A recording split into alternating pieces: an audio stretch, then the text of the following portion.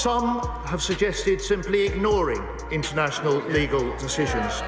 But this is not just about international law.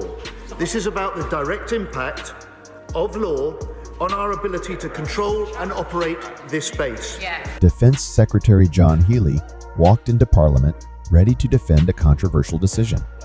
He came armed with carefully rehearsed talking points, patriotic slogans, and a shaky legal excuse for why Prime Minister Keir Starmer had agreed to quietly give up control of British territory. But instead of convincing anyone, Healey's performance completely backfired. What was supposed to be a defense turned into a disaster.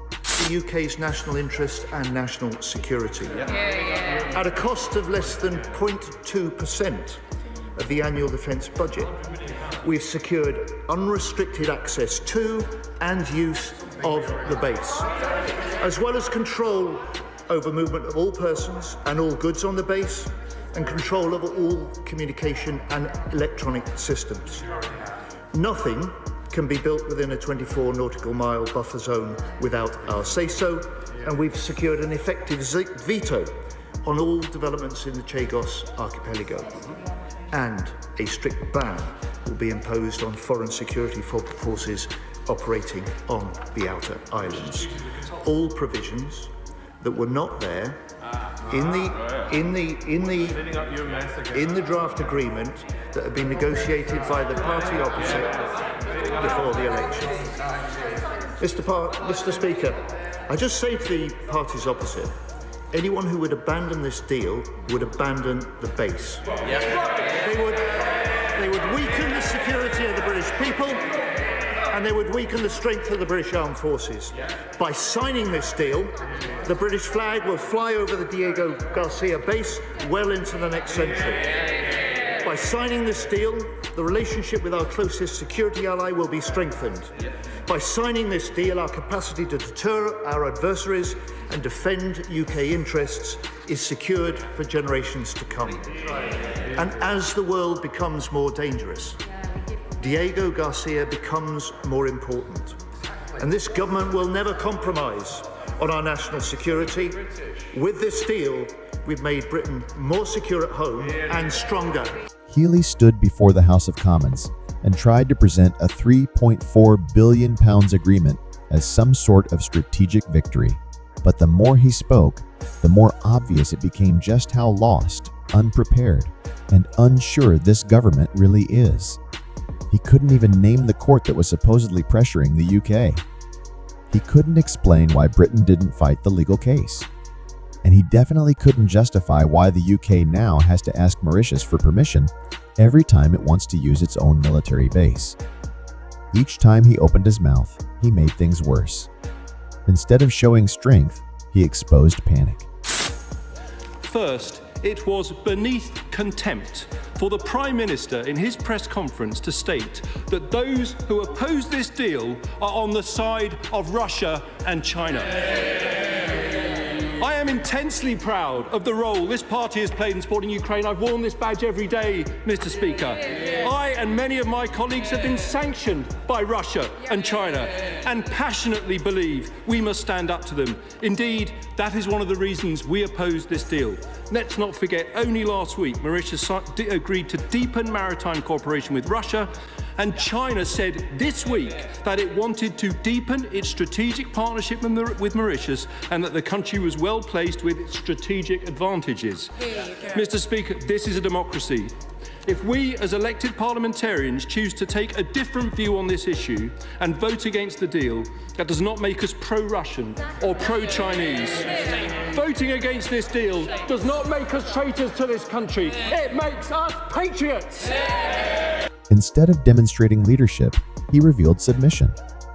Instead of defending Britain's control over its land, he admitted intentionally or not that it was being handed over without resistance. So how did this go so wrong? Why couldn't Healey do a better job defending Starmer's choice? Was the legal case against Britain so weak that even twisting the facts couldn't save it?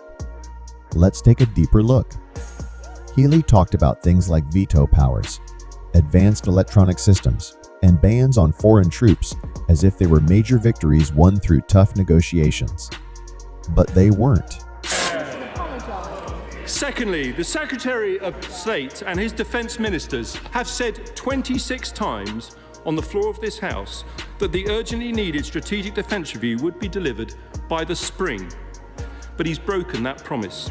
Here we are, literally the last sitting moment of the spring this year, and instead of the SDR, he's come to the House to announce a total abject surrender of our territory and a fundamental betrayal of the UK's national interest. Mr. Speaker, the government are not surrendering British sovereign territory because of military defeat, nor because of a binding legal verdict, but willfully due to a total failure to take a stand and fight for Britain's interests on the world stage. A complete and utter negotiation. These were not new wins. They were just old rights dressed up in new language.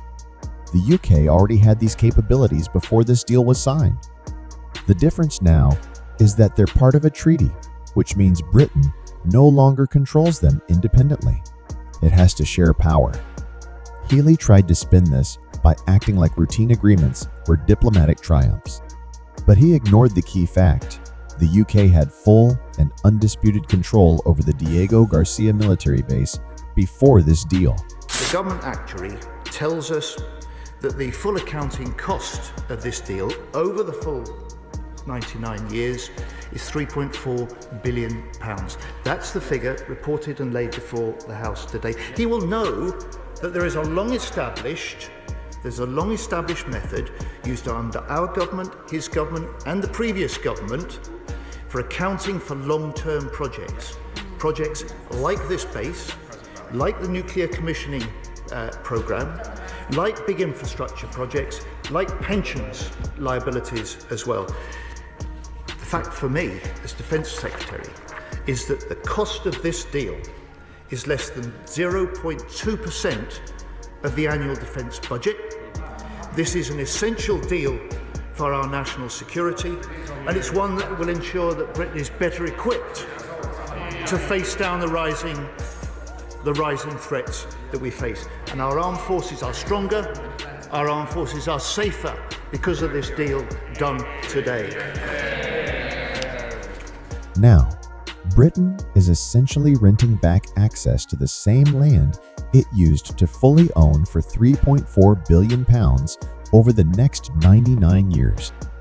Worse, that access now comes with oversight from Mauritius, a country that's becoming more cozy with global powers like China and Russia. If that wasn't bad enough, Healey then tried emotional manipulation. He claimed that anyone who criticizes this deal is endangering British troops or weakening the country. But the process for agreeing this deal has been more than a little bit bumpy. While the Conservatives have feigned anger bordering on hysteria at times, despite it being their Foreign Secretary who first signalled the UK's intention to secure an agreement, the government has failed consistently to provide any clarity on the progress of the deal. We don't need a running commentary, we do need to know that public money is being used wisely. It was also clear that the government was prepared to give Donald Trump the ultimate veto on any agreement without regard for the priorities of Chagossians themselves. So as the deal has now been reached, can the Minister confirm what issues Chagossians raised during their meetings with ministers and how the government has responded to ensure their voices and their issues have been addressed in this deal? In attempting yesterday to humiliate South Africa's President Cyril Ramaphosa, President Trump proved once again his instincts as an unreliable and unpredictable bully.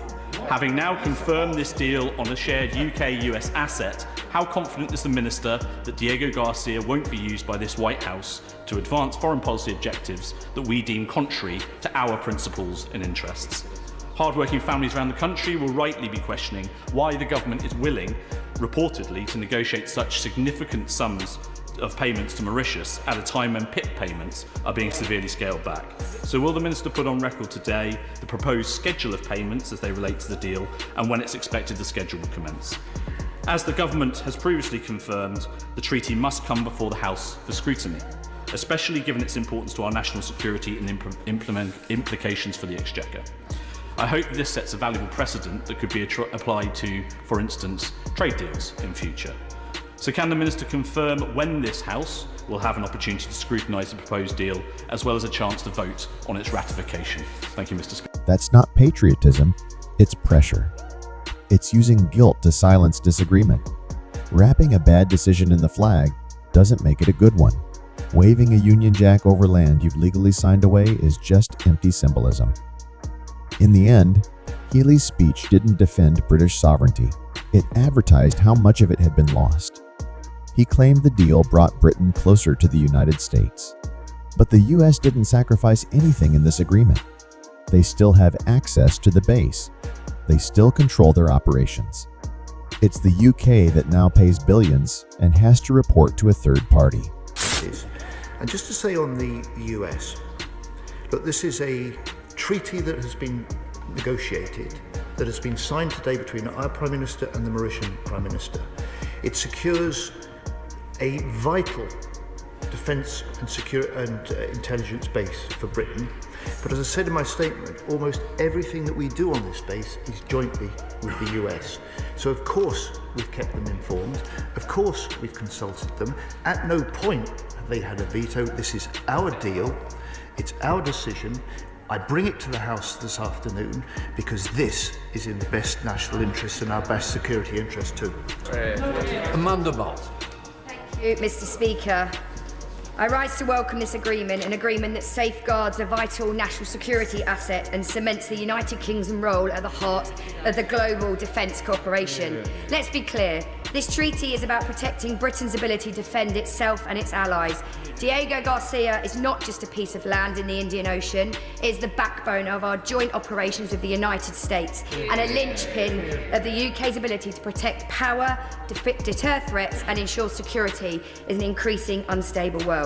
All of our closest allies, the US, Australia, New Zealand, Canada, India, support this deal. NATO supports this deal because they understand what Diego Garcia represents, unmatched strategic certainty. Thank you, Mr. Speaker. The Prime Minister, in his extensive press conference prior to the Secretary of State for Defence coming to the House, and then the Secretary of State for Defence have said on numerous occasions that this deal is the only way of protecting the military operations on Diego Garcia. When I was Foreign Secretary, I did not see anything which made me agree that this is the only way of protecting the military operations on that base. He suggested in his speech to the House that a judgment could come within weeks that would undermine the operations of the base. From which binding legal authority does he fear that jurisdiction may come? Because we know it's not the ITU, we know it's not the ICJ, so who would he believe would prevent us from military operations? This wasn't a negotiation, it was a retreat.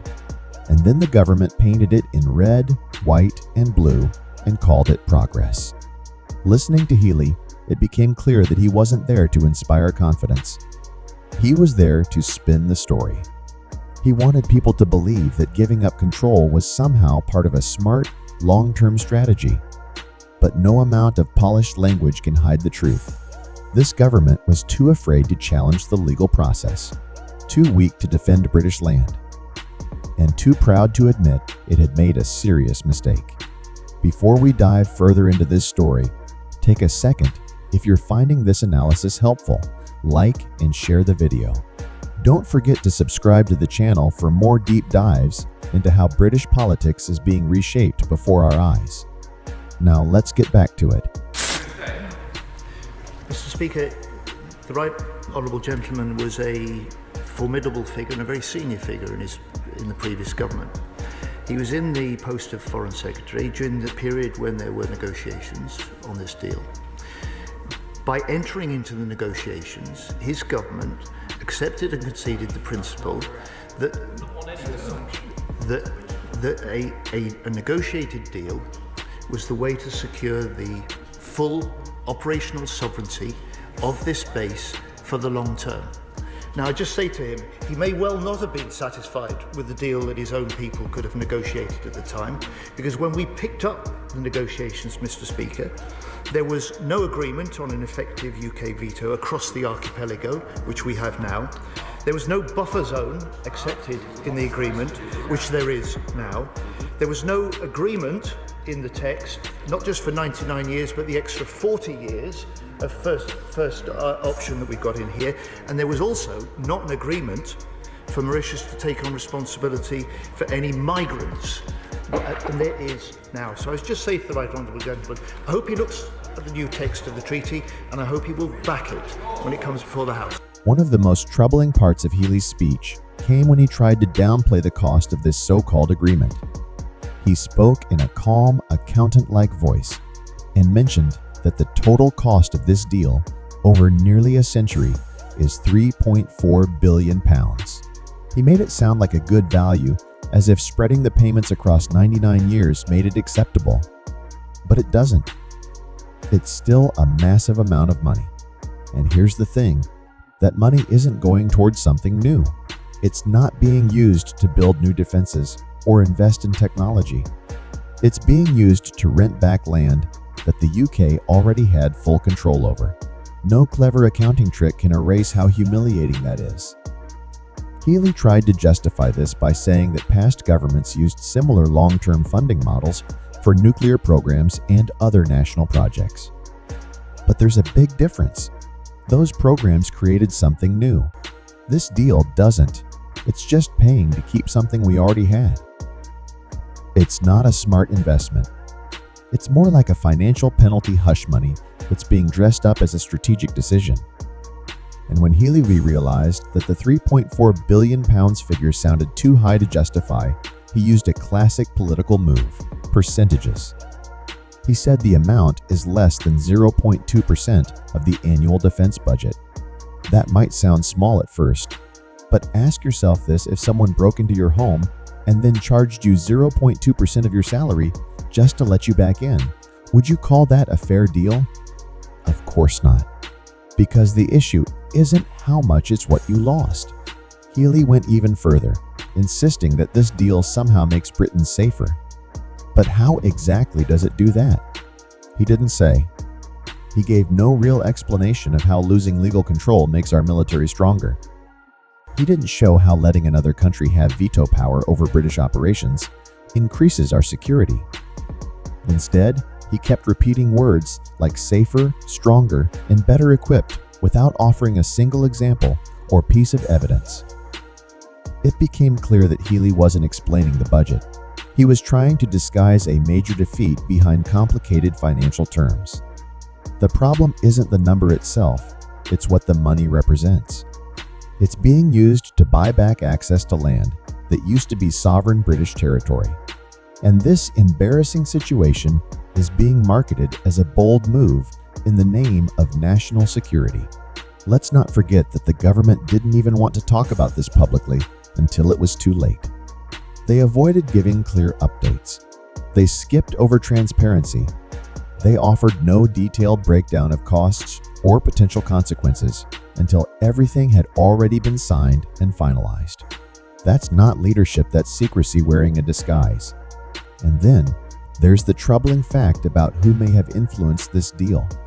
Reports suggest that former US President Donald Trump, known for being unpredictable and self-centered, played a role in shaping the agreement. That should have been a major red flag. Instead, Healey acted like it was no big deal. But it is a big deal.